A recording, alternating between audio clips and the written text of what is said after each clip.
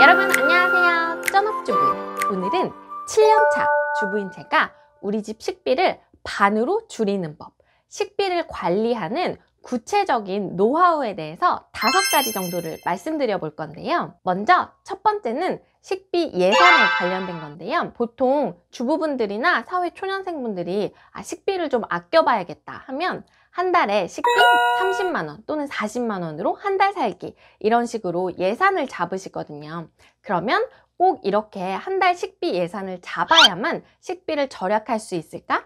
여기에 대한 제 생각을 먼저 말씀드리면 정답은 없다는 거예요. 여러분들의 성향에 따라서 하시면 되는데요.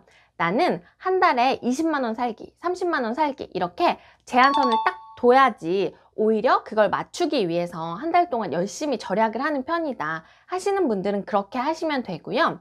저 같은 경우에는 오히려 한 달에 얼마 살기 이렇게 제한을 두면 사실 거기에서 10,000원 초과될 수도 있고 20,000원 초과될 수도 있는 건데, 그렇게 되면 왠지 월말에 가계부 점검할 때 한 달을 다 망친 것 같고 그것 때문에 오히려 더 스트레스 받고 이러더라고요. 그래서 저 같은 경우에는 특별히 제한을 따로 두지는 않고 매주 가계부를 보면서 식비를 점검하고 그냥 조금 더 아껴야겠다, 아니면 조금 더 써도 되겠다, 이런 식으로 조절을 한 편이었어요. 그래서 이건 정답은 없으니까 어디까지나 여러분들의 성향에 따라서 하시는 게 좋을 것 같아요. 저 같은 경우에는 그렇게 따로 제한을 두지 않았는데도 한 달 평균 40만 원 초반대로 꾸준히 유지를 했던 것 같아요. 두 번째는 냉장고 지도 만들기인데요.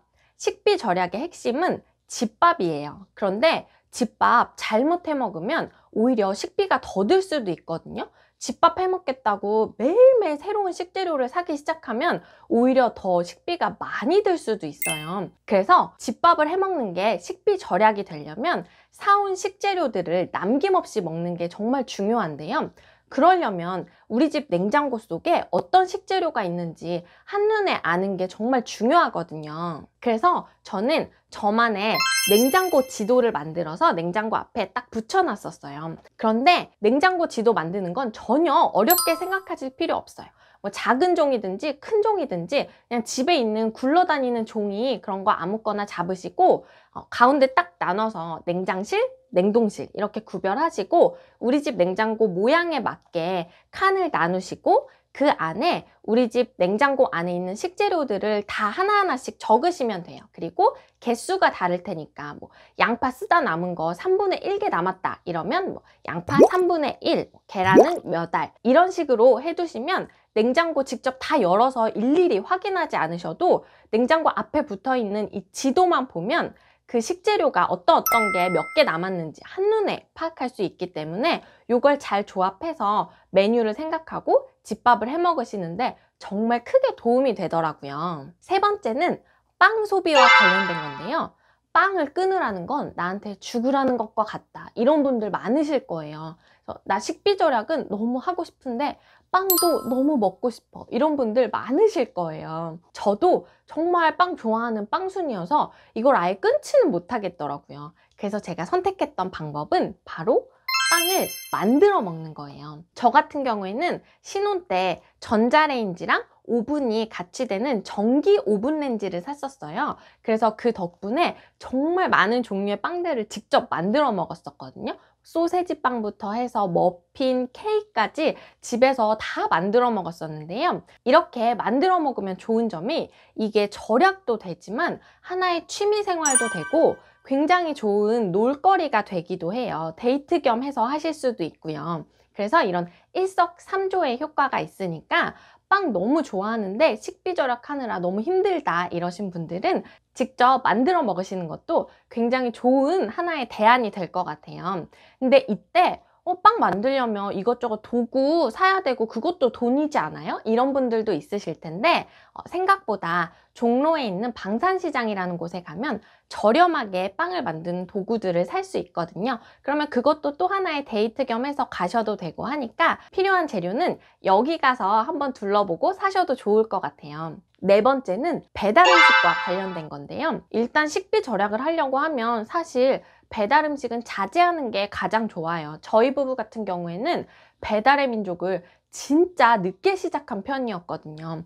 근데 사람이 맨날 집밥 해 먹을 순 없죠. 몸이 피곤한 날도 있고 한데, 그럴 때를 대비해서 배달 음식을 먹고 싶을 때에는 제가 직접 배달을 하는 거죠. 그러니까 음식점에 가서 직접 테이크아웃을 해오는 방식으로 배달비를 줄였던 것 같아요. 이런 몇천 원, 몇천 원이 푼돈이지만 또 모이면 나름대로 큰 돈이 되기 때문에 정 배달 음식이 먹고 싶다 하시는 분들은 이렇게 테이크아웃을 하는 것도 하나의 방법이 되겠죠? 다섯 번째는 햇반이나 반조리 식품에 관련된 건데요.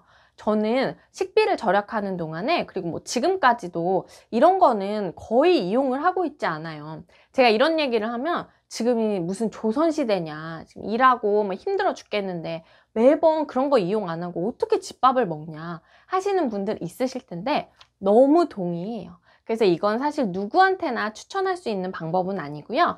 저 같은 경우에는 꼭 식비 절약을 위해서 했다기보다 그냥 개인적으로 입맛이랑 취향이 이런 반조리 식품이나 햇반 같은 게 잘 맞지 않더라고요. 그래서 이런 거를 먹지 않다 보니까 결과적으로 이게 식비 절약에 도움이 됐던 것 같아요. 아무래도 직접 해먹는 밥들, 특히 뭐 요즘에 볶음밥 같은 것도 바로 그냥 봉지만 뜯어서 볶아 먹으면 되는 이런 반조리 식품들 많이 나오잖아요. 뭐 국찌개류도 마찬가지고. 근데 이런 것들이 아무래도 집밥보다는 비용적인 측면에서는 더 많이 나오는 건 사실이거든요. 그래서 내가 좀 마음 먹고 식비를 절약해야겠다 이러시는 분들은 짧은 기간 동안에는 이런 햇반이나 반조리 식품은 조금 이용하지 않으시면 그것도 소소하게 식비 절약에 도움이 되실 거예요. 그래서 우리 집 식비 어떻게 관리해야 될지 고민 많으셨던 분들은 오늘 제가 말씀드린 5가지 구체적인 노하우 잘 참고하셔서 식비 절약에 도움이 되셨으면 좋겠고요. 그래서 꼭 목표하시는 종잣돈을 모으시는 경험을 해보셨으면 좋겠어요. 그러면 저는 또 다음 시간에 더 재미있는 생활 속 재테크 이야기로 돌아오도록 하겠습니다. 오늘 제 영상이 도움이 되셨다면 구독, 좋아요 부탁드려요.